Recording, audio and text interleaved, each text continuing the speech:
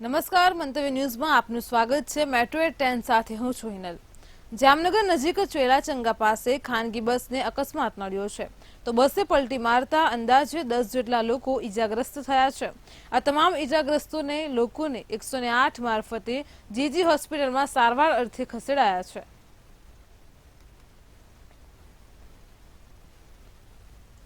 રાજકોટના રવિવારી બજારનું મહિનાનું 12 કરોડનું ટર્નઓવર ધરાવે છે, જે 40 વર્ષથી 2700 નાના વેપારીઓથી માર્કેટ ધમધમે છે। રાજકોટના અધ્યાપકે શહેરના આજી ડેમ પાસે ભરાતી રવિવારી બજાર પર વિશ્લેષણ કરતું રિસર્ચ પેપર તૈયાર કર્યું હતું, જેમાં મહિનામાં માત્ર 4 રવિવાર ભરાતા આ બજારનું અંદાજે 12 કરોડનું ટર્નઓવર હોવાનું સામે આવ્યું છે। અહીં 2700 જેટલા વેપારીઓ કે જેઓ સેકન્ડ હેન્ડ વસ્તુઓ સસ્તા દરે વેચે છે। 7.50 લાખ ફૂટમાં પથરાયેલી આ રવિવારી બજારમાં 40 વર્ષથી વેપારથી તે ધમધમી રહ્યું છે। અધ્યાપકોનું આ રિસર્ચ પેપર યુજીસી કેર લિસ્ટમાં પણ સ્થાન પામ્યું છે।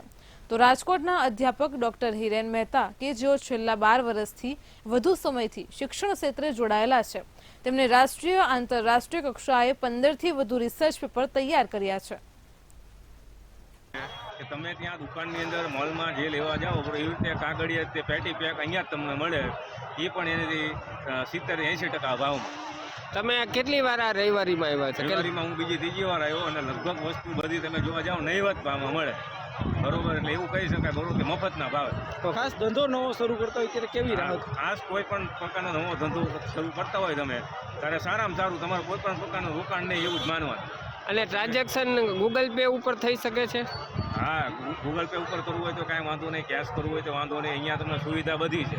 રવિવારી માર્કેટ જે છે સન્ડે માર્કેટ તરીકે ઓળખાય છે। આજી ડેમ ખાતે આવેલી આ માર્કેટની અંદર 7,50,000 સ્ક્વેર ફીટમાં આવેલી માર્કેટ છે અને સૂક્ષ્મ ઉદ્યોગ સાહસિકો ઉપર જે છે 100થી વધારે જે છે ઇન્ટરવ્યૂ કરી અને યુજીસી કેર લિસ્ટની અંદર એક પેપર જે છે એ પબ્લિશ કરેલું છે। 4 રવિવાર મહિનાના ભરાતા હોય છે। 4 રવિવારનું ટર્નઓવર 12.5 કરોડથી વધારે એનું ટર્નઓવર છે। આ સિવાય આર્થિક અને સામાજિક ના વિવિધ પાસાઓનું પસંદગી કરી અને એની ઉપરનું રિસર્ચ મેં જે છે એ કરેલું છે। સુરતમાંથી ઠગાઈનો મામલો સામે આવ્યો છે, તો મહેન્દ્ર પટેલ નામના આરટીઆઈ એક્ટિવિસ્ટ દ્વારા શાળાની મંજૂરી લાવી આપવાના બહાને શાળા સંચાલક પાસેથી 66 લાખ રૂપિયા પડાવવામાં આવ્યા છે। મહેન્દ્ર પટેલ નામનો શખ્સ ખોટા કાગળ મૂકીને શાળાની મંજૂરી અપાવતો હતો, તો મંજૂરીના થોડા વર્ષો બાદ પોતે જ આરટીઆઈ કરી કાગળોની વિગતો માંગતો અને ડોક્યુમેન્ટ નકલી જણાવી રૂપિયાની માંગણી કરતો હતો।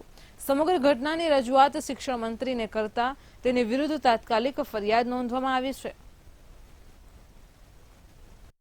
લાવીદા પછી થોડોક સમય જાય પછી એમાં કાગળિયાની અંદર જે કંઈ મંજૂરી તો એણે જ મૂકેલી છે, એણે પોતે ઓનલાઈન બધું અપલોડ કરેલું છે, એટલે માલિકને બી કંઈ ખબર હોતી નથી કે એણે શું મૂક્યું છે અને શું નથી મૂક્યું। કાગળ તો બધા એને આપી દીધા છે મંજૂરી માટે, તો એ મંજૂરી લેવા માટે કાગળ આપી દઈએ અને ફરીથી પછી થોડોક સમય જાય એટલે આ પ્રક્રિયા ચાલુ થાય, તમારી અરજી કે તમારે આ ડોક્યુમેન્ટ ખોટું મૂકેલું છે, આ ડોક્યુમેન્ટ ખોટું છે, એવી કરી અને આખી જાળની અંદર બધાને ફસાવવાનો પ્રયત્ન કરતો અને ગુજરાતની સંખ્યાબંધ શાળાઓ આમાં ફસાયેલી છે। સુરતના લસકાણા વિસ્તારમાં ટામેટા માંગવાના સામાન્ય ઝઘડામાં યુવાનની હત્યા થઈ છે, તો રાત્રિના સમયે બિદાદરાના ઘરે મહેમાન આવ્યા હતા અને તેથી પાડોશમાં રહેતા કાલુરામને ત્યાં ટામેટા માંગવા ગયો હતો। માત્ર ટામેટા માંગવાની બાબતમાં જ બંને પાડોશીઓ ઝઘડ્યા હતા। આ ઝઘડાની અદાવતમાં એક પાડોશીએ બીજા પાડોશીને ચપ્પુના ઘા ઝીકી દીધા હતા, જેના કારણે પાડોશીનું સારવાર મળે તે પહેલા જ ઘટના સ્થળે મોત થયું હતું। ઘટનાને પગલે સરથાણા પોલીસે હત્યાનો ગુનો નોંધી હત્યારા પાડોશીની ધરપકડ કરી વધુ કાર્યવાહી હાથ ધરી છે। પોલીસ સ્ટેશન વિસ્તારમાં આવેલ લસકાણા ગામમાં બાપા સીતારામ હોલની પાછળ દ્વારકેશ સોસાયટીમાં એક વ્યક્તિની અન્ય ઓરિસ્સાના વ્યક્તિએ ઝઘડામાં અદાવત રાખી અને પેટના ભાગે તેમજ પડખાના ભાગે છરીના ઘા મારી અને ઈજા કરી મોત નિપજાવેલ। આ બાબતે સરથાણા પોલીસ સ્ટેશનમાં ખૂનનો ગુનો નોંધાયેલ હતો। માનનીય પોલીસ કમિશનર શ્રી અજય તોમર સાહેબના માર્ગદર્શન હેઠળ સરથાણા પોલીસે આ ગુનો આચરનાર આરોપીને તાત્કાલિક ધરપકડ કરેલી છે અને આ ગુનાના કામે હાલ એની ઊંડાણપૂર્વક પૂછપરછ ચાલુ છે. અને સુરત શહેરના લસકાણામાં એક ટામેટા માટે હત્યાની ઘટના બની છે. જે પ્રકારે જોઈ શકાય છે કે પાડોશીમાં એક ટમેટું માંગવા ગયો હતો અને પાડોશીએ જ તેમને ચપ્પુના ઘા ઝીકી દીધા હતા. જે પ્રકારે જોઈ શકાય છે ટીવી સ્ક્રીન પર, આ આરોપી જે ઊભો છે તેમનું નામ છે કાળગુરુ. આ કાળગુરુ જે છે તેમની જ બાજુમાં રહેતા વિદ્યાધરા આમની પાસે એક ટમેટું માંગવા માટે આવ્યો હતો. ટમેટું આપવા બાબતે આ વ્યક્તિ જે છે તેણે દરવાજો ખોલ્યો ન હતો. જોકે મહેમાન આવ્યા હતા અને ઘરમાં ટમેટું ન હોવાથી વિદ્યાધરા એમની પાસે ટમેટું માંગવા ગયો હતો, પરંતુ દરવાજો ના ખોલતાની સાથે જ વહેલી સવારે બંને વચ્ચે સામાન્ય બોલાચાલી થઈ હતી. આ સામાન્ય બોલાચાલીમાં આ કાળગુરુએ તેમના જ પાસે રહેલું એક ચપ્પુ જે છે તે વિદ્યાધરાને મારી દીધું હતું. ચપ્પુના ઘા મારી દેતા વિદ્યાધરાને ખૂબ ગંભીર ઈજા પહોંચી હતી અને ગંભીર ઈજા પહોંચી હતી તેને જ લઈને હોસ્પિટલે પહોંચે તે પહેલાં જ વિદ્યાધરાનું મોત થયું હતું. સમગ્ર મામલે સરથાણા પોલીસને જાણ કરવામાં આવતા પોલીસે ઘટનાસ્થળ પર જઈ તપાસ કરી હતી અને ત્યાંથી જ આ કાળગુરુ જે છે તેમની ધરપકડ કરવામાં આવી હતી. મહત્વનું કહી શકાય કે એક પ્રકારે જે પ્રકારે માત્ર એક ટામેટાને લઈને જ આ યુવક જે છે તે હત્યારો બન્યો હતો અને એક ટામેટાને લઈને જ યુવાનની હત્યા થઈ છે. સ્પષ્ટ કહી શકાય કે સુરત શહેરમાં લસકાણામાં આ પ્રકારની ઘટના સામે આવી છે. સરથાણા પોલીસે તાત્કાલિક જ આ આરોપી જે છે હત્યારો તેમની ધરપકડ કરી અને કાયદેસરની કામગીરી હાથ ધરી છે. કેમેરામેન કેસી બગાસા સાથે દિવેશ પરમાર, મંતવ્ય ન્યૂઝ, સુરત. સુરતમાં પલસાણાના હરિપુરા ગામમાં પ્રાથમિક શાળાનું લોકાર્પણ કરવામાં આવ્યું હતું. તો જિલ્લા પંચાયત શિક્ષણ સમિતિ સંચાલિત શાળાનું લોકાર્પણ રાજ્ય શિક્ષણ મંત્રી પ્રફુલ્લ પાનસેરિયાના વરદ હસ્તે લોકાર્પણ થયું હતું. ત્યારે 2.20 કરોડના ખર્ચે બનેલ સ્માર્ટ શાળા બાળકો માટે ખુલ્લી મૂકવામાં આવી છે. જિલ્લાના પલસાણા તાલુકામાં હરિપુરા ગામે નિર્મલભાઈ હર્ષદભાઈ યુએસએના દાતા દ્વારા આજે સરકારી આ શાળાના ભવનને 2.5 કરોડના ખર્ચે ગ્રામજનોના સહયોગથી ઉત્સાહી ગ્રામના સરપંચ ખૂબ સારી મહેનત દ્વારા આજે આ સુંદર ભવન મોડેલ ભવન બન્યું છે. રાજકોટ ચિત્રનગરી તથા રાજકોટ મધ્યસ્થ જેલ પ્રશાસન દ્વારા આજે સેન્ટ્રલ જેલની દિવાલો પર સકારાત્મક વિચારો અને ઉર્જા ફેલાવવા જેલ દ્વારા અનોખો પ્રયાસ કરવામાં આવ્યો છે. તો રાજકોટ સેન્ટ્રલ જેલની દિવાલો પર 100થી વધુ ચિત્રો દોરવામાં આવ્યા છે. આ પ્રોજેક્ટમાં 90 જેટલા ચિત્રકારો સામેલ છે, જેમાં વિવિધ થીમ અને સામાજિક સંદેશા ઉપર આધારિત ચિત્રો ત્યાં દોરવામાં આવ્યા હતા. તો બ્લેક એન્ડ વ્હાઇટ દિવાલો ઉપર ચિત્રો તૈયાર કરવામાં આવ્યા હતા. અમુક ચિત્રોમાં જેલની અંદરની દુનિયા પણ પ્રસ્તુત કરવામાં આવી છે. તો જેલની અંદર લાઇબ્રેરી, ગૌશાળા, રસોડું, બેકરી સહિત અનેક જગ્યાઓને ચિત્રોના માધ્યમથી રજૂ કરવામાં આવી છે.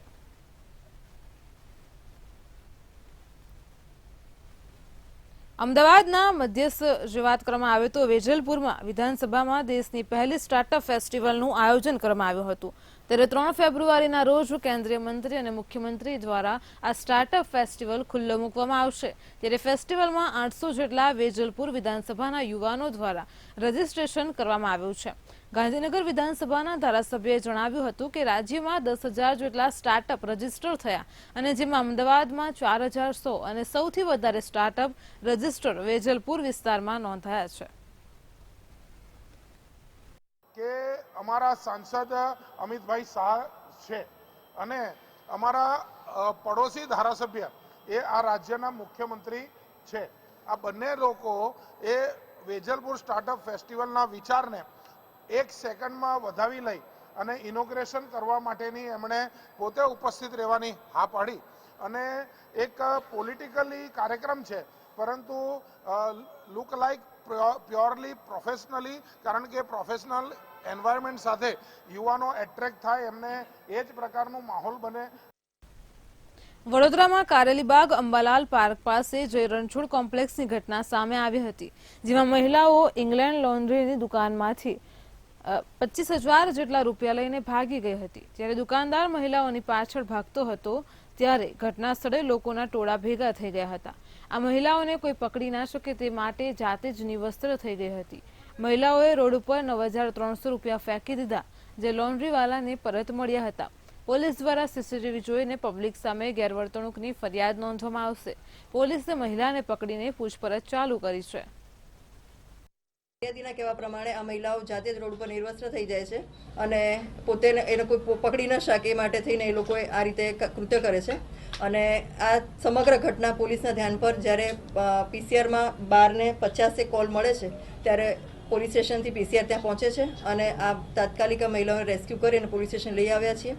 હાલમાં આ મહિલાઓની સાથે જે ગેરવર્તન કરવામાં આવેલું છે પબ્લિકના માણસોની, એની ફરિયાદ કાર્યવાહી ચાલુ છે. અને જે ધોબી છે, જેની દુકાન છે ઇકબાલ રફીકની, એની પણ ચોરીની ફરિયાદની કાર્યવાહી ચાલુ છે. આમ સામે વડોદરાના ડભોઈમાં તાલુકાના નારિયા ગામે કપિરાજે તોફાન મચાવ્યો હતો. તો 2 કપિરાજો દ્વારા ગત મોડી સાંજે ગામના 4 લોકોને ગંભીર રીતે ઈજાગ્રસ્ત કર્યા હતા. ડભોઈ વન વિભાગ અને સ્થાનિક એનજીઓને જાણ કરતા 1 કપિરાજ આખરે પાંજરે પુરાયા હતા, જેમાં ડભોઈ નેચર સેવિંગ ફાઉન્ડેશન અને વડોદરા રેસ્ક્યુ ટીમ દ્વારા વન વિભાગ સાથે રહીને કામગીરી કરવામાં આવી હતી. આ 2 પૈકી 1 કપિરાજ પાંજરે પુરાયો છે, તો બીજા કપિરાજને ઝડપી પાડવા માટે વન વિભાગે કામગીરી હાથ ધરી છે.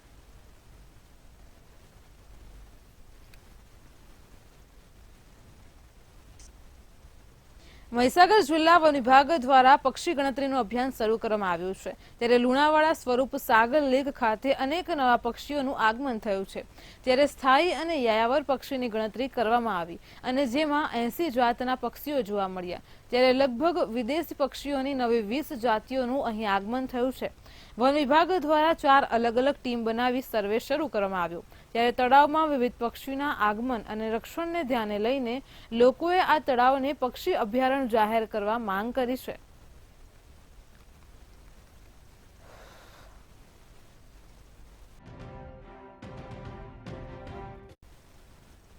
વડોદરાના માંજલપુરમાં પેટ્રોલ પંપ ઉપર અસામાજિક તત્વોએ આતંક મચાવ્યો હતો. ત્યારે આ પેટ્રોલ પંપ ઉપર સિગારેટ પીવાની મનાઈ કરતા માંજલપુર ફ્રીડમ ગ્રુપ સાથે સંકળાયેલા લુખ્ખા તત્વોએ મેનેજર પર હુમલો કર્યો હતો.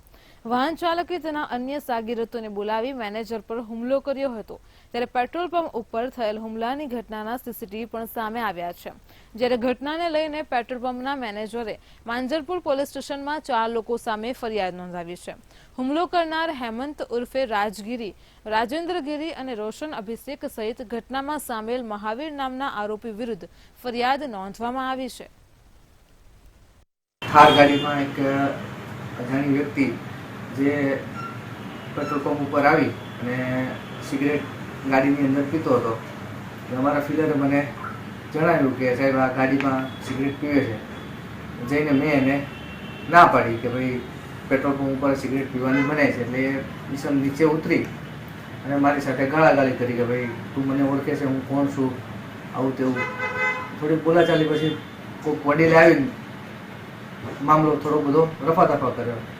જે ઈસમ ગાડીમાં બેઠેલો એને ગાડી સાઈડમાં લઈ અને બીજા એના મિત્રો જેને ફોન કરો એને ફોન કરી એ લોકો 8-10 જણા બધા ભેગા થઈને 5 થી 7 મિનિટમાં બધા આવી ગયા અને પંપ ઉપર આવીને માથાકૂટ કરવા માંડ્યા. એટલામાં મારા જે છોકરાએ મને ફરિયાદ કરેલી એ છોકરા સાથે થોડીક બોલાચાલી થઈ એટલે હું ત્યાં ગયો. એ લોકો મારી પર હુમલો કર્યો. એકી સાથે 5-6 જણા જેવું હતું. સાબરકાંઠામાં ફરી એકવાર તસ્કરો બેફામ બન્યા છે, જેમાં ચોરોએ કડકડતી ઠંડીમાં દેશી દારૂની મહેફિલ માણ્યા બાદ ઈડરના મોહનપુરા સમર્થ બંગલોમાં તસ્કરો દ્વારા ચોરી કરવામાં આવી હતી. તો ચોરોની ટોળકીએ એક સાથે 4 મકાનોના તાળા તોડી આશરે 1 લાખ કરતાં વધુની રોકડ રકમ સહિત મુદ્દામાલની ચોરી કરી છે. આ સમગ્ર મામલે જાણ થતાં જ ઈડર પોલીસ ઘટના સ્થળે પહોંચીને વધુ તપાસ હાથ ધરી છે.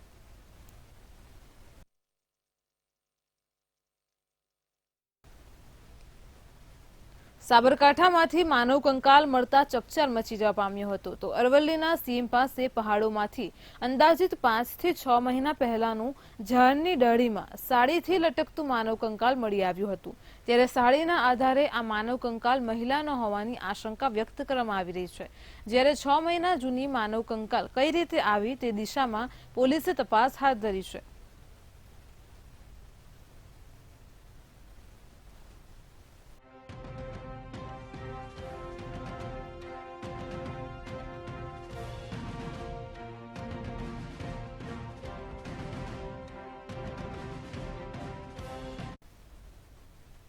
ગાંધીનગરમાં પહેલીવાર ફિલ્મફેર એવોર્ડ યોજાયો છે, ત્યારે હિન્દી ફિલ્મ જગતના સુપ્રસિદ્ધ કલાકારોએ ગિફ્ટ સિટી ઇવેન્ટમાં મુલાકાત લીધી હતી. મુખ્યમંત્રી સહિત ગિફ્ટ સિટીના ચેરમેન કાર્યક્રમમાં ઉપસ્થિત રહ્યા હતા. દેશભરમાં પહેલીવાર મુંબઈ શહેરથી હટીને કોઈ બીજા રાજ્યની અંદર આ પ્રકારે ફિલ્મફેર એવોર્ડનું આયોજન થાય તે આપણા સૌ માટે એક ખૂબ જ મોટી ઓપોર્ચ્યુનિટી છે.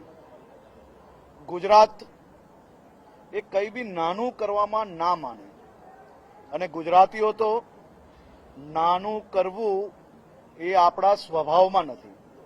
It's already an honor to be nominated amongst such fine actors. Winning would definitely mean a lot, but I'm just here to celebrate a fantastic year for Hindi cinema. Yeah, I love it. It's like home. I'm here back like I think the third time in 2 months. Yeah, you know of it. Great. Thank you. Have a great evening. Thank you. बहुत ज्यादा उत्साह है. ये बहुत बड़ी बात है गुजरात के लिए कि फिल्म इंडस्ट्री, पूरी बॉलीवुड इंडस्ट्री यहाँ आ गई है और gift city is I think the future of India because यहाँ का जो कंस्ट्रक्शन है, इंफ्रास्ट्रक्चर है, it's world class and then now we have the industry that's come here, so I think nothing is stopping Gujarat. First of all, welcome to Gujarat. We are very honored to host you all and very privileged to be the part of tonight's great gala filmfare evening. And yeah, just very honored that filmfare is happening in Gujarat. So welcome to vibrant Gujarat. First of all, thank you very much to Filmfare કે જે આજે આપણા આંગણે પધાર્યું છે. અને આપણે તો કહેવાય છે ને કે એકવાર કાઠિયાવાડમાં ભૂલો પડતું ભગવાન તને સ્વર્ગે ભૂલાવી દઉં. એટલે આજે ફિલ્મફેર વાળા પણ જોશે કે ભાઈ ગુજરાતની મહેમાનગતિ કેવી છે. એટલે આપણે બધા ભેગા થઈને આજે કહેશું ભાઈ જય જય ગરવી Gujarat.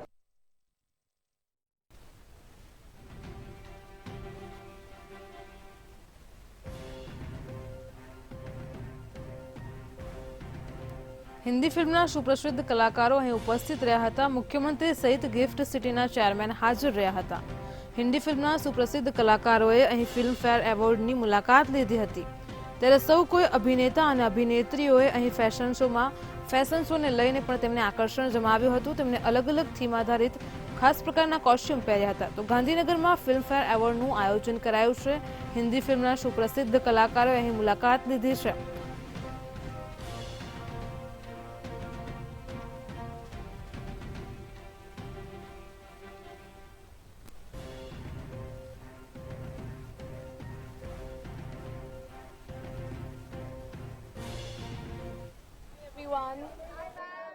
It's such a pleasure to be here in Ahmedabad and it feels wonderful to be back here at Filmfare, bringing back so many beautiful memories, so many films, so much hard work that's celebrated here, and I'm happy to be part of it once again. Thank you so much. Bye-bye.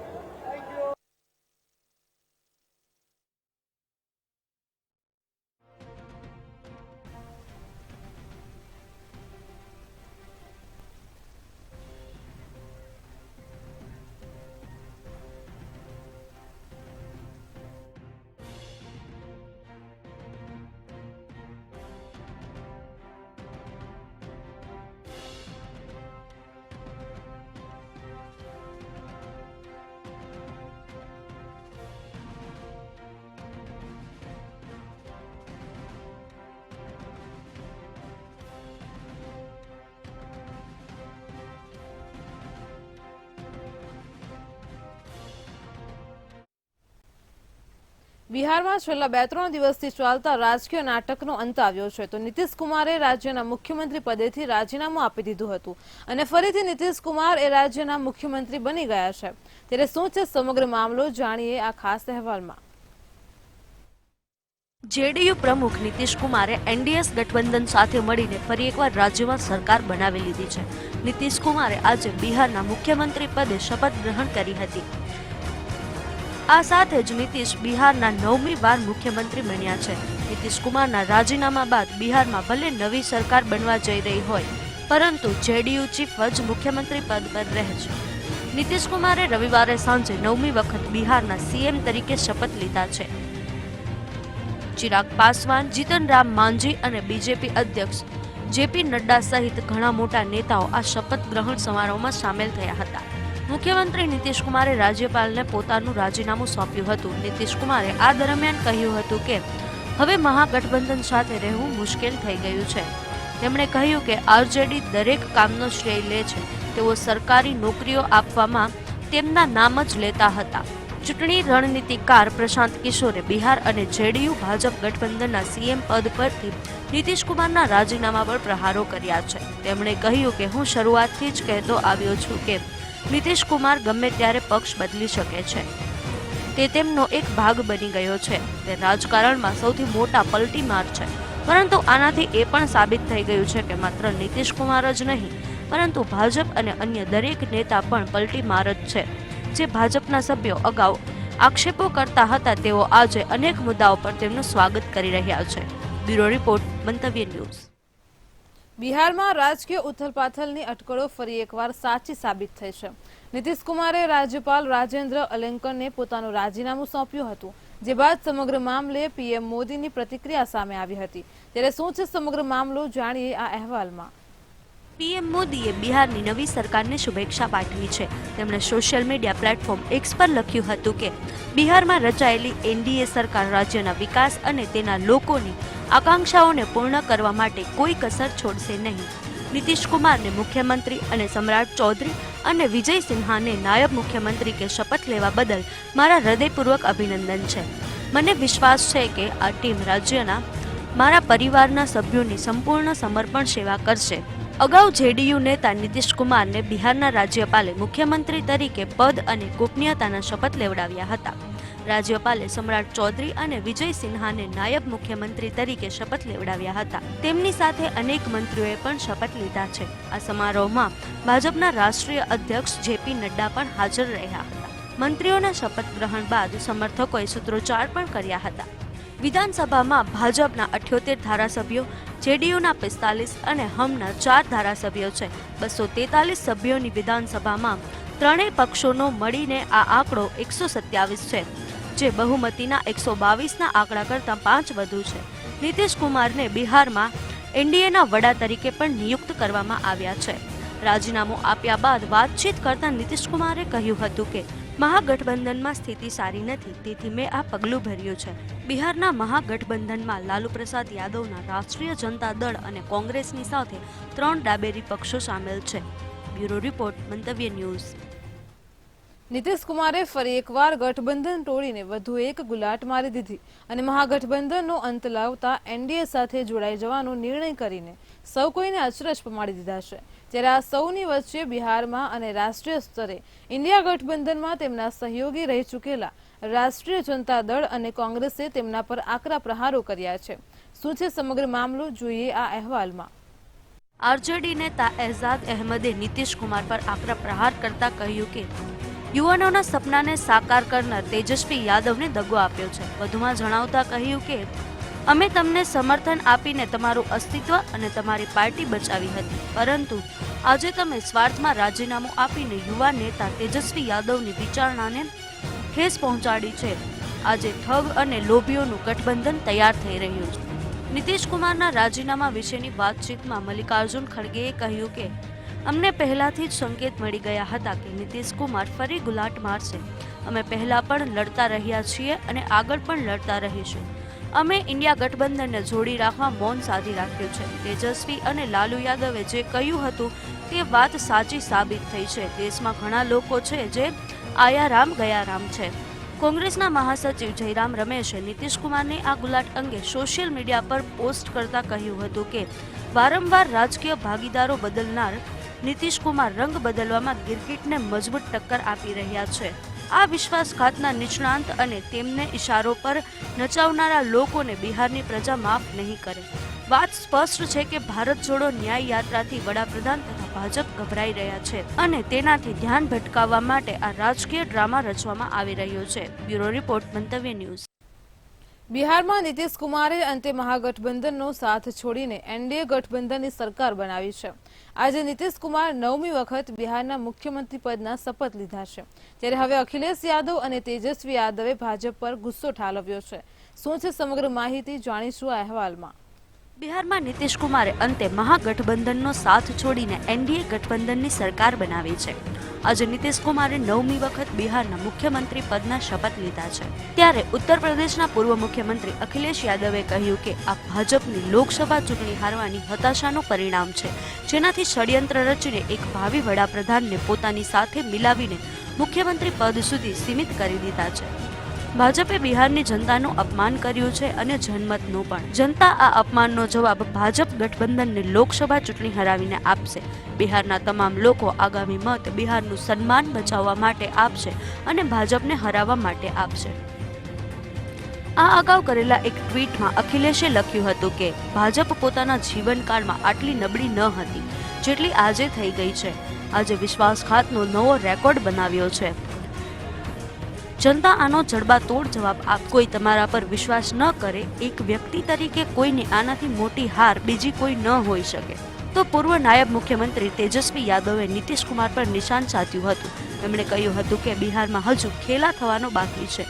અમે તે મુખ્યમંત્રી સાથે કામ કરાવ્યું જેમની પાસે કોઈ vision જ ન હતું. બિહારમાં હજુ તો ખેલ શરૂ થયો છે, ખેલા થવાનો હજી બાકી છે. અમે ગુસ્સામાં નથી, અમે નારાજ પણ નથી.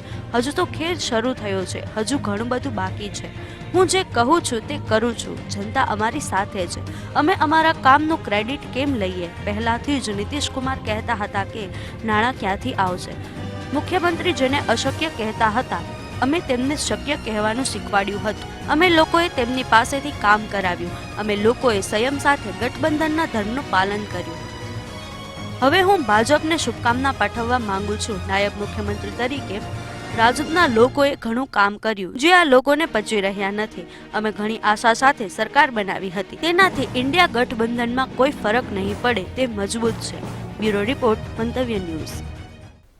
દિલ્હીના મુખ્યમંત્રી અરવિંદ કેજરીવાલે હરિયાણાના જીંદમાં જનસભા સંબોધિત કરી હતી. આ દરમિયાન કેજરીવાલે વિપક્ષી પાર્ટીઓ પર જોરદાર નિશાન સાધ્યું હતું. કેજરીવાલે આ જનસભામાં ત્યાં સુધી કહ્યું કે જો તેમની 5 માંગ પૂરી કરી દેવામાં આવે તો તેઓ રાજનીતિ છોડી દેશે. અરવિંદ કેજરીવાલે ડાયરેક્ટ ભાજપ પર નિશાન સાધતા કહ્યું કે આજે ભાજપને સૌથી વધુ ખતરો આમ આદમી પાર્ટી અને મારાથી છે. ત્યારે શું છે સમગ્ર મામલો, જાણીએ આ ખાસ અહેવાલમાં. આ જનસભામાં કેજરીવાલે પોતાની 5 માંગ ગણાવી અને કહ્યું કે જો આ વાયદા પૂરા કરવામાં આવ્યા તો તેઓ રાજકારણ છોડી દેશે. કેજરીવાલે કહ્યું કે હું અહીં સત્તા માટે નથી આવ્યો, હું અહીં પૈસા કમાવા માટે નથી આવ્યો અને ન તો મંત્રી કે મુખ્યમંત્રી બનવા માટે આવ્યો છું. કેજરીવાલે કહ્યું કે 140 કરોડ લોકો તરફથી પહેલી માંગ એ છે કે આ દેશની શિક્ષણ વ્યવસ્થા ઠીક કરી દો. સૌ લોકો માટે સમાન શિક્ષણની વ્યવસ્થા કરી દો. અમીર ગરીબ તમામને એક સમાન શિક્ષણ મળવું જોઈએ. બીજી માંગ એ છે કે પૂરા દેશની અંદર બધાને યોગ્ય સ્વાસ્થ્ય સેવા મળવી જોઈએ. તે પછી ગરીબ હોય કે અમીર, આખા દેશમાં હોસ્પિટલ ઠીક કરાવી દો તો કેજરીવાલ રાજકારણ છોડી દેશે. કેજરીવાલે પોતાની ત્રીજી માંગ અંગે જણાવ્યું હતું કે મોંઘવારી ઘટાડી દો, કેજરીવાલ રાજનીતિ છોડી દેશે. અમે દિલ્હી અને પંજાબમાં મોંઘવારી ઘટાડી દીધી છે. દેશમાં મોંઘવારીને લઈને ષડયંત્ર ચાલી રહ્યું છે. ચોથી માંગનો ઉલ્લેખ કરતા કેજરીવાલે કહ્યું દરેક હાથને રોજગારી આપો અને 5મી માંગ અંગે કહ્યું હતું કે દેશમાં વીજળી ઘણી જ મોંઘી છે. ગરીબો માટે વીજળી નિઃશુલ્ક કરી દો અને આખા દેશમાં વીજળી તમામને 24 કલાકમાં આપી દો તો હું રાજકારણ છોડી દઈશ. અરવિંદ કેજરીવાલે ભાજપ પર નિશાન સાધતા કહ્યું કે આ લોકો સૌથી વધુ હેરાન આમ આદમી પાર્ટીને કરે છે કે મારી પાછળ પડ્યા છે, મારો શું વાંક છે? અંતે આ લોકો આમ આદમી પાર્ટીની પાછળ કેમ પડ્યા છે? જે બાદ દિલ્હીના મુખ્યમંત્રી અરવિંદ કેજરીવાલે કહ્યું અમે આ દેશની શિક્ષણ વ્યવસ્થા બદલવા માંગીએ છીએ, તે અમારો વાંક છે. અમે આ દેશની સ્વાસ્થ્ય વ્યવસ્થાને બદલવા માંગીએ છીએ, હોસ્પિટલ ઠીક કરવા માંગીએ છીએ, ગરીબોને મફતમાં દવાઓ આપવા માંગીએ છીએ, ગરીબોને મફતમાં સારવાર આપવા માંગીએ છીએ. તેથી આ લોકો અમારી પાછળ પડ્યા છે. અમે દેશમાં વીજળી વ્યવસ્થાને ઠીક કરવા માંગીએ છીએ. અમે તમને નિઃશુલ્ક વીજળી આપવા માંગીએ છીએ, તમને 24 કલાક વીજળી આપવા માંગીએ છીએ. તેથી આ લોકો અમારી પાછળ પડ્યા છે. અમે ભ્રષ્ટાચાર ખતમ કરવા માંગીએ છીએ. તેથી આ લોકો અમારી પાછળ પડ્યા. જો અમે પણ તેમની પૈસા ખાવા લાગ્યા અને તેમને થોડા પૈસા મોકલી દેશો તો કહેશે કે કેજરીવાલ ઘણો સારો છે. બ્યુરો રિપોર્ટ મંતવ્ય ન્યૂઝ. મેટ્રો 10 માં હાલ આટલું જ. વધુ સમાચારો માટે જોતા રહો મંતવ્ય ન્યૂઝ. નમસ્કાર.